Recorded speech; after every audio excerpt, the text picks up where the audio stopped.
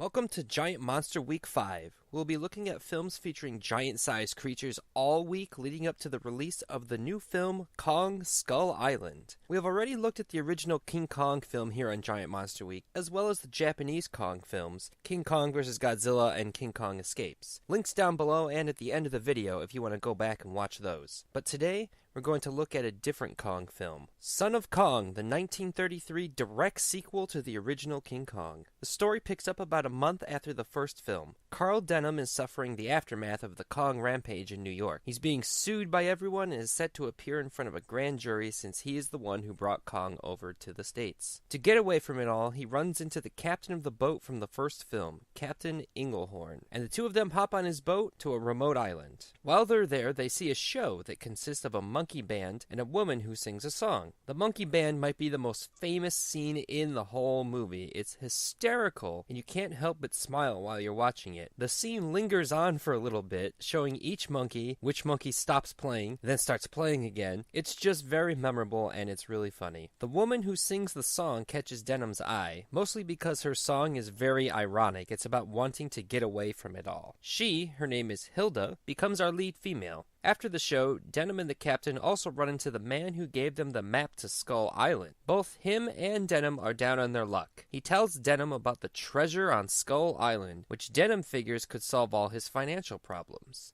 I don't know about that grand jury, but whatever. So they decide to go to Skull Island. Hilda stows away on the ship. We get to Skull Island, run into the natives again briefly, and finally get to see the son of Kong. He looks much different than his dad. He's smaller, he's all white, and is very friendly to our human characters. They refer to him by a couple names, such as Little Kong or Baby Kong. The production team referred to him as Kiko, a shortened version of King Kong. Little Kong then fights a giant bear and a dinosaur, which are fun to watch, and they have some comedic elements to them, but they just aren't as awesome as any of the fights from the first film. The funny moments are funny because they are so jarring and kind of out of place. But from what I've read, that's what they were going for. The budget for this film was half of the film's first budget, and the shooting schedule was very fast. The film came out the same year as the original King Kong, just 9 months later, which is insane to think. The reduced budget and time are noticeable. Little Kong doesn't show up in the film till about 43 minutes in, and the movie is only 69 minutes long. The film ends with a massive earthquake and a typhoon, which ends up sinking Skull Island. Yes, they sink the island. It is no more. The sets in the film are still just as great as the first film, and the end destroys all the Skull Island ones in an epic fashion. The film's effects are great for the time, but once again, because of the reduced budget and time, aren't as good as the first film. The stop motion on Little Kong isn't as fluid, and there are less monsters in the film.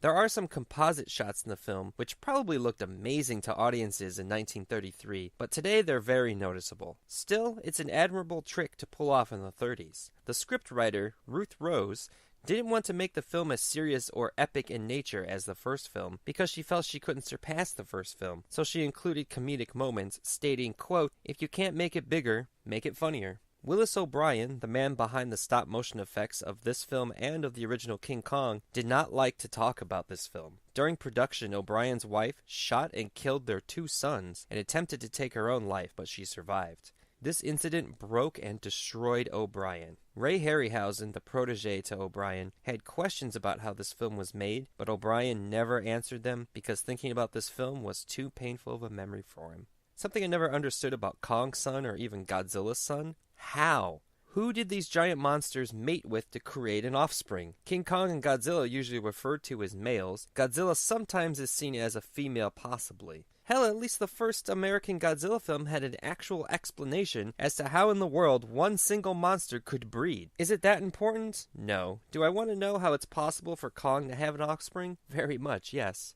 Overall, Son of Kong is a fun and easy watch because of its short runtime. It expands on the character Denham from the first film, the acting keeps you engaged with the film, the monkey band scene is just hilarious, and the stop-motion effects, although not as good, still are a spectacle to watch. You can find this film easily on DVD or Blu-ray or many digital rental services.